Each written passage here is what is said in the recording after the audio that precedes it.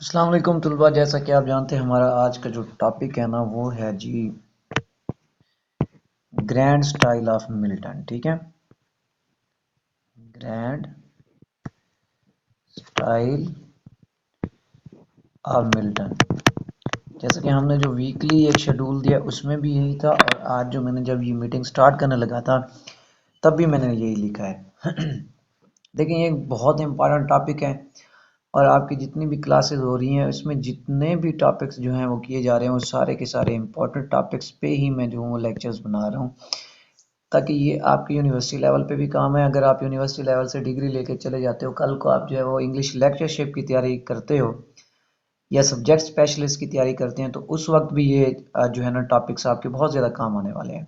ठीक है, अब ग्रैंड स्टाइल ऑफ मिल्टन देखें। जैसा कि वर्ड जो है हमें ग्रैंड बता रहा है कि अब जो मिल्टन का स्टाइल है वो क्या होगा, अजीम होगा, बहुत बड़ा होगा, शानदार किस्म का जो है ना वो स्टाइल होगा।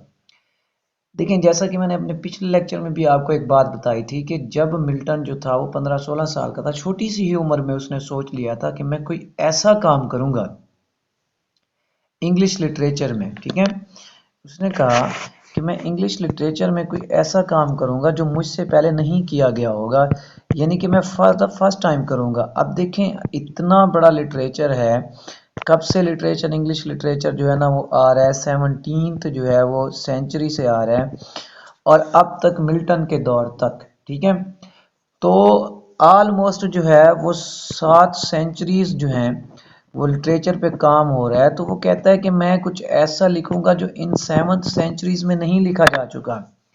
जो ये 7th ऑलमोस्ट 8th है, 8th 9th हो जाती हैं बल्कि, तो इन सेंचुरीज में जो है ना वो नहीं लिखा गया, यानी कि उसके जहन में था कि वो कोई बहुत बड़ा काम करने वाला है या उसे बहुत बड़ा काम करना पड़ेगा। अब देखें, उसने जो है वो चीज़ भी ढूंढी, उस पर वर्क भी किया कि किस चीज़ के बारे में जो है वो मैं लिखूँ। पहले उसने जो है किंग आर्थर के बारे में सोचा, उसके बाद ओलिवर क्रॉमवेल के बारे में सोचा, लेकिन इन लोगों के बारे में जो है ना वो उसको इतना वो सेटिस्फाइड नहीं हो सका कि ये इतना बड़ा जो है कारनामा होगा कि इसको जो है अगर मैं लिख देता हूँ तो ऐसा लगेगा कि इस जैसा काम जो है वो इंग्लिश लिटरेचर में पहले कभी नहीं हुआ। तो उसने सोचा ऐसा नहीं है, मुझे जो है ना अपना थीम चेंज करना पड़ेगा। तो उसने जो है एक थीम ढूंढा जो कि बहुत बड़ा थीम था, जो कि रिलीजियस थीम है कि किस तरह से इंसान को जो है वो जन्नत से निकाला गया, ये थीम था। अब देखिए, थीम उसने इतना बड़ा जो है वो सोच लिया, तो अब इतने बड़े थीम को सपोर्ट करने के लिए जब उसका थीम जो है ना वो क्या था, ग्रैंड था। थीम क्या था, ग्रैंड था उसका क्या थीम। अब इतने बड़े थीम को सपोर्ट करने के लिए अब वो सिंपल स्टाइल में तो लिख ही नहीं सकता था, उसको स्टाइल भी क्या चाहिए था, उसका स्टाइल जो था ना वो भी स्प्लेंडेड होना चाहिए था। तो उस क्योंकि वो जो बात जो मौजू वो जेर बहस ला के आ रहा है वो बड़ा शानदार है, तो उस शानदार मौजू को करने के लिए उस स्प्लेंडेड थीम के लिए जो है ग्रैंड स्टाइल की भी ज़रूरत थी, या ग्रैंड थीम के लिए जो है वो स्प्लेंडेड स्टाइल बहुत ज़रूरी था। अगर वो उसको सिंपल स्टाइल में लिख देता, सादे स्टाइल में इतने बड़े थीम को लिख देता, तो वो बात जो थी एक बनने वाली, या जो उसकी जो एक आज जो उसका इम्प्रेशन है तो वो इम्प्रेशन जो था वो नहीं बनना था। ठीक हो गया, तो इस इम्प्रेशन को बनाने के लिए जो है फिर उसे स्टाइल जो है ना वो बहुत बड़ा करना पड़ा।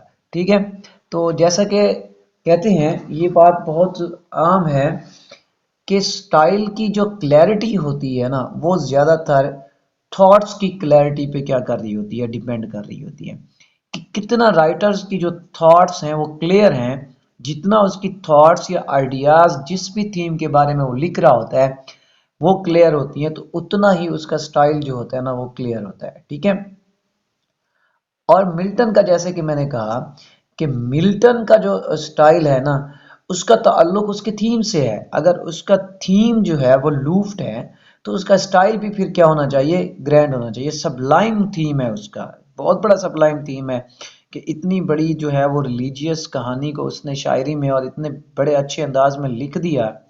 और जो मौजू क्या था ये बहुत बड़ा था, तो अंदाज भी अच्छा था, यानी कि उस अंदाज को अच्छा होना ही था।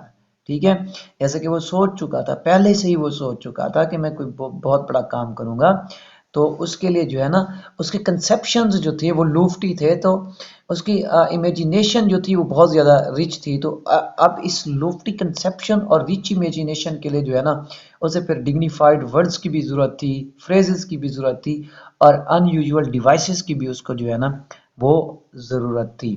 तो अगर वो इस तरह की फ्रेजेस जो है, वो वर्ड्स जो है, वो ये डिवाइसेस जो है, एल्यूजन्स जो है वो इस्तेमाल ना करता, तो फिर उसका जो एक इम्प्रेशन था, अच्छा इम्प्रेशन वो नहीं बनना था। जो उसकी एपिक वो लिख रहा था, इवन कि जो बुक वो लिख रहा है वो भी, उसकी लेंथ भी ग्रैंड है, ठीक है, उसकी लेंथ भी शॉर्ट नहीं है। तो बहुत बड़ी जो है ना लेंथी बुक लिख रहा था। तो ये सारी चीज़ें जो मिल रही थी, देखें, स्टाइल का ताल्लुक हमेशा आप याद रखिएगा कि जो स्टाइल होता है उसका जो ताल्लुक है वो हमेशा थीम से होता है। किससे होता है? थीम से। अगर थीम ग्रैंड है तो फिर स्टाइल को भी ग्रैंड होना पड़ेगा। अगर थीम छोटा है तो फिर आप छोटा मोटे स्टाइल में, सिंपल स्टाइल में जो है वो चीज़ें लिख सकते हैं, ठीक है। तो जब उसने ये इतना ग्रैंड स्टाइल जो है उसने इस्तेमाल किया है, और उसकी डिवाइसेस बड़ी अजीब है, अनयूजुअल हैं, फ्रेजेस बहुत कमाल की हैं, उसके वर्ड्स बड़े कमाल के हैं।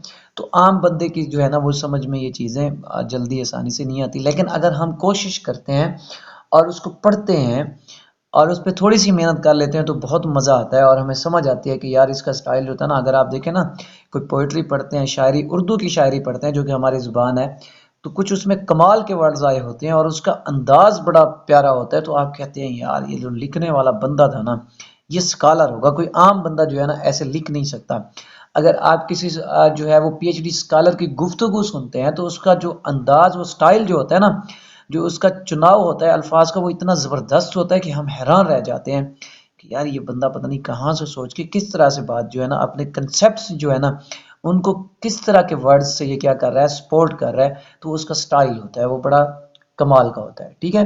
तो ये वर्ड्स जो होती हैं, फ्रेजेस जो होते हैं, उसके स्टाइल को क्या कर देती हैं, या जो लिटरेरी टर्म्स हैं वो क्या कर देती हैं, इसके स्टाइल को जो है कमाल कर देती हैं, ठीक है। अब देखें, जो इसके थीम में मेन फैक्टर है, जो इसके स्टाइल में, अब मैं स्टाइल के बारे में बात कर रहा हूँ, जो मेन फैक्टर्स देखें जो काम कर रहे होते हैं, एक तो मैंने कहा कि थीम हो गया, ठीक है। दूसरा जो होता है ना वो करेक्टर्स, क्या होते हैं, करेक्टर्स। अब अगर हम मिल्टन के करेक्टर्स देखते हैं तो सारे के सारे करेक्टर्स जो हैं वो कमाल हैं। देखें, सैटर्न हो गया, बहुत बड़ा करेक्टर है। एडम हो गया, हमारी रिलीजियस लाइफ में बड़ा करेक्टर है। ईव है, ये भी हमारे रिलीजियस लाइफ में बहुत बड़ा करैक्टर है, बहुत बड़ा नाम है, ठीक है। इसी तरह हेल है, बड़े नाम, यानी कि जितने भी बड़े नाम थे वो सारे के सारे इसने क्या किए हैं, यूज़ किए हैं अपने इस जो एपिक पोएम है इसमें। ये सारे के सारे, कोई छोटा नाम इसने जो है ना वो इस्तेमाल नहीं किया है, ठीक है। और इसके साथ जो है हिस्टोरिकल फिगर्स को इसने बहुत ज़्यादा यूज़ किया, जिसके आगे हम जाके जो है ना वो बात करेंगे कि किस तरह से उसने जो है ना हिस्टोरिकल फिगर्स को जो है वो यूज़ किया है, ठीक है। अब अगर इतनी सारी चीज़ें मिल रही थी, थीम बहुत बड़ा था, इल्यूजन्स बड़ी कमाल की थी, रिलीजियस और हाई लेवल की इल्यूजन्स थी, करेक्टर्स हाई लेवल के थे, और हिस्टोरिकल फिगर्स जो उसने यूज़ किए हैं वो बड़े हाई लेवल के थे। देखिए, और इतना बड़ा थीम कि फॉल ऑफ मैन को जो उसने क्या करना था, डिस्क्राइब करना था, ग्लोरी ऑफ गॉड को उसने क्या करना था, डिस्क्राइब करना था, फरिश्तों के बारे में उसने बात करनी थी, फरिश्तों की जो उन्होंने रिबिलियन स्टार्ट की उसके बारे में बात करनी थी। तो ऐसी बातें जो है वो छोटे स्टाइल में नहीं की जा सकती थी। तो इन बातों को जो है, इतनी बड़ी बात को करने के लिए फिर स्टाइल और अल्फाज का चुनाव जो था वो भी बहुत बड़ा जो है ना वो होना चाहिए था, ठीक है। अब थोड़ी थोड़ी इसके जो है ना वो हम स्टाइल के फैक्टर्स के बारे में बात करते हैं। देखिए, अगर हम सबसे पहला फैक्टर जो देखते हैं ना, जो मैं समझता हूँ कि मिल्टन जो है ना वो बड़े ही खूबसूरत अंदाज से जो सैटन्स की मेंटल फैकल्टीज है ना, और उसका जो फिजिकल स्टेचर है उसको बड़े ही प्यारे अंदाज से जो है ना डिस्क्राइब करता है, जो कि बहुत आसान है और नेचुरल है, ठीक है, लेकिन है बड़ा शानदार किस्म का। देखें, अगर मिसाल के तौर पर हम देखते हैं तो वो जो है ना, जो आर्क एंजल्स हैं, ठीक है, उनकी एक बड़ी सब्लाइम सी पिक्चर वो बनाता है, वो उनको पेंट इस तरह से, उनकी जो तस्वीर उसने पेश की है वो बड़े ही ज़बरदस्त किस्म की पेश किया। जैसे देखे ना, वो उनको किससे जो है उसको कर रहा होता है, सिम्बलाइज कर रहा होता है, टावर से सिम्बलाइज कर रहा है, कभी जो है ना वो राइजिंग सन की बात करता है, कभी जो है ना वो इक्लिप्स की बात करता है। देखिए बड़ी बड़ी चीज़ों की जो है ना वो बात करेगा, उनसे उनको किन चीज़ से, फरिश्तों को किन चीज़ से तशबीह दे रहा है, जो है ना फॉलन एंजल्स हैं, ठीक है, जो सैटन्स के क्या हैं, हवारी हैं। तो देखिए टावर्स से, यानी कि वो बहुत बड़े हैं, ठीक है, उनके कद जो है, स्ट्रेचर की अगर बात करें तो उनको टावर से देता है। कभी राइजिंग सन की तरह के कह देता है, कभी कहता है इक्लिप्स लग गई है, उनको जो है ना अंधेरा छा गया। यानी कि इतने फिजिकल स्ट्रेचर होने के बावजूद भी उनके पास इतना अकल नहीं है कि वो सही बात को सही से समझ सके और गलत बात को जो है ना वो गलत बात को समझ। अब वो सैटन्स की देखें रिबिलियंस को कैसे बयान करता है कि सैटन जो है ना वो एक मसीहा की तरह जो है ना नौजबिल्ला खुदा के खिलाफ जो है ना, एक आमिर के खिलाफ जो है ना उसने क्या स्टार्ट कर दिया है, एक डिक्टेटर के खिलाफ जो है ना उसने जंग स्टार्ट कर दी है, ठीक है। यानी कि किसके खिलाफ, डिक्टेटर के खिलाफ, ठीक है। उसने एक डिक्टेटर के खिलाफ क्या है, एक उसकी इटरनल वार स्टार्ट हो चुकी है। इटरनल वार उसने क्या कर दिया, स्टार्ट कर दिया। अब देखें डिक्टेटर किसको कहा जा रहा है, गॉड को कहा जा रहा है, ठीक है। इसी वजह से जो है लोगों ने कहा कि Milton was the party of devil without knowing it, कि मिल्टन जो था वो सैटन की ही पार्टी में से था और इसको उसको पता ही नहीं था। मेरे ख्याल में विलियम ब्लेक के ये अल्फाज थे जॉन मिल्टन के बारे में। तो देखिए ये बड़ी बड़ी बातें करना, ये बड़ा बड़ा जो है ना अल्फाज इस्तेमाल करना बहुत ज़रूरी था अपने थीम को सपोर्ट करने के लिए। तो इस तरह से इसका मतलब ये नहीं है कि वो जो है एथीस्ट हो चुका था, नहीं बिल्कुल भी नहीं। लेकिन उसने जो है ना इमेजिनेशन इतनी कमाल की दी है, इमेजिनेट चीज़ों को इतना कमाल करके दिया है कि जिसने जो है ना उसके स्टाइल को क्या कर दिए, चार चांद लगा दिए हैं, ठीक है। अब देखें अगर हम बुक 1 देखते हैं तो बुक 1 में, ठीक है, मैं अगर किसकी बात करता हूँ, बुक 1 की बात करता हूँ, तो बुक 1 में जो है ना सैटन को ऐसे पेश किया गया है जैसे सैटन जो है ना वो हीरो है। सैटन क्या है, हीरो है, और वो क्या है, एक आइडियल पर्सन है। क्या है, आइडियल पर्सन है। उसके पास देखें, उसकी अगर हम बात करते हैं तो उसके पास क्या है जी, उसके बाद अनस्पीकेबल डिटर्मिनेशन है, अनशेकेबल कॉन्फिडेंस है। उसका कॉन्फिडेंस जो है ना वो कमाल का है, ठीक है। उसका करेज जो है वो कमाल का है। उसका क्या है, कॉन्फिडेंस कमाल का है। उसके पास जो हौसला है वो कमाल का है, करेज कमाल का है।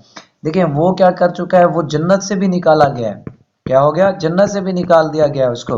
उसने जो है खुदा के खिलाफ जो है वो जंग खड़ी कर दी है, और वो उसके बावजूद भी वो कहता है कि मैं जो हूं ना, मैं घबराया नहीं हूं, मैंने पीछे नहीं हटना है, ठीक है। मेरा हौसला इतना गिरा नहीं है। जैसे कि ये लाइंस है, वो कहता है व्हाट दो द फील्ड बी लॉस्ट, क्या हुआ अगर हमें जो है वो जन्नत से निकाल दिया गया। All is not lost, the unconquerable will and courage never to submit it yield, ठीक है। और आना चाहिए यहाँ पे, ठीक है, इतनी है, ये और है। तो वो कहता है क्या हुआ अगर जो है मुझे जन्नत से निकाल दिया गया, लेकिन मेरा सब कुछ तो नहीं चला गया है ना। मेरे पास जो है कभी भी ना जो है वो पछता होने वाली, मेरे पास जो है वो विल है, पावर है, मेरे पास ख्वाहिश है जिसे कभी भी नहीं रूंधा जा सकता, हौसला है मेरे पास, और मेरे हौसले को कोई चीज जो है ना वो पस्त नहीं कर सकती। अब देखें सैटन को इस तरह से बयान करना, ये अजीम एक स्टाइल है। ये स्टाइल इतना कमाल का है कि देखें सैटन को भी उसने क्या कर दिया है, एक हीरो की तरह पेश कर दिया है, ठीक है। मजीद वो अपनी जो है ना बात को सपोर्ट करते हुए क्या कहता है, कहता है to reign is worth ambition though in hell, better to reign in hell than serve in heaven, ठीक है। वो कहता है कि बादशाहत करना जो है वो कमाल का एक जज्बा है, अगरचे आप जहन्नम जहन्नम के ही बादशाह क्यों ना हो, ठीक है। तो वो कहता है जन्नत में खिदमत करने से बेहतर है कि मैं जहन्नम का बादशाह बन जाऊं, जहन्नम में मैं क्या हुकूमत करूं, घबरा नहीं रहा। अब देखिए इस तरह का जो थीम था, फिर वही बात वहीं पे आएगी कि स्टाइल क्यों ग्रैंड हुआ, क्योंकि थीम ही बड़ा ग्रैंड था। तो इस तरह के करेक्टर्स को जो है, इस तरह की बातों को जो है वो आम स्टाइल में कभी भी जो है वो पेश नहीं किया जा सकता था, ठीक है। तो इसके लिए ज़रूरत थी कि हमें जो है ना वो जो स्टाइल था वो ग्रैंड होना चाहिए। तो इस तरह उसका स्टाइल जो है ना ग्रैंड है, और यही वजह है कि उसका स्टाइल बहुत लॉन्ग है, ठीक है। और उसमें सेंटेंसेस जो हैं बड़ी कम्प्लेक्स किस्म के सेंटेंसेस हैं, जो कि बाज़ औक़ात रीडर्स को जो है क्या कर देते हैं, कंफ्यूज कर देते हैं और उन्हें थोड़ी सी क्या करनी पड़ती है, मेहनत करनी पड़ती है उनको समझने में, ठीक है। लेकिन जब आप मेहनत कर लेते हैं तो फिर ये हमारे लिए वंडर, अमेजमेंट का भी और एडमिरेशन का जो है वो जरिया बनते हैं। हम बड़े हैरान होते हैं कि यार कमाल कर दिया इस बंदे ने। एक बंदा नबीना था और उसने इतनी कमाल की, जैसे उसने सोचा था कि मैं कमाल की ही चीज़ लोगों को लिखूंगा, वाकई उसने क्या किया, एक कमाल की ही चीज़ लिख दी है, ठीक है। अब देखिए ना, अगर हम इसका पहला ही सेंटेंस देख लेते हैं तो देखें कितना लॉन्ग है। अभी मैंने यहाँ पे शॉर्ट करके लिख दिया है। तो कम्प्लेक्स किस्म का ये सेंटेंस है। अगर हम इसका जो है स्ट्रक्चर देख लेते हैं तो a man's first disobedience and the fruit of that forbidden tree whose mortal taste brought death into the world and all our woe, ठीक है। अब देखें, ये मैंने शॉर्ट करके 3 लाइनें जो है फर्स्ट वो मैंने लिखी हैं। तो देखें अभी तक ये सेंटेंस जो है ख़त्म नहीं हुआ, अभी भी ये सेंटेंस जो है ये जारी है। देखें ये कम्प्लेक्स किस्म के सेंटेंस हैं। स्ट्रक्चर अगर इसका हम खोलने पे बैठ जाएं तो फिर भी जो है ना वो हमें कॉम्प्लिकेशन जो है ना वो फील होगी। तो ये भी उसके स्टाइल का एक क्या था, ज़बरदस्त किस्म का जो है ना वो एक उसका जो है फैक्टर है, एक उसकी जो है करेक्टरिस्टिक्स में से एक उसका जो है फैकल्टी है कि उसने जो है ना सेंटेंसेस भी जो है ना, बुक भी बड़ी लिखी, थीम भी बड़ा लिखा। यानी कि एक मिसाल से अगर मैं कहूँ तो बुक भी लेंथी है, थीम भी लेंथी है, सेंटेंसेस भी उसने क्या कर दिए, लेंथी कर दिए, और वर्ड्स जो यूज़ किए वो भी लेंथी किस्म के हाई लेवल के वर्ड्स उसने यूज़ किए, और जो करेक्टर्स उसने यूज़ किए वो भी हाई लेवल के करेक्टर हैं, छोटा कोई भी करेक्टर नहीं है।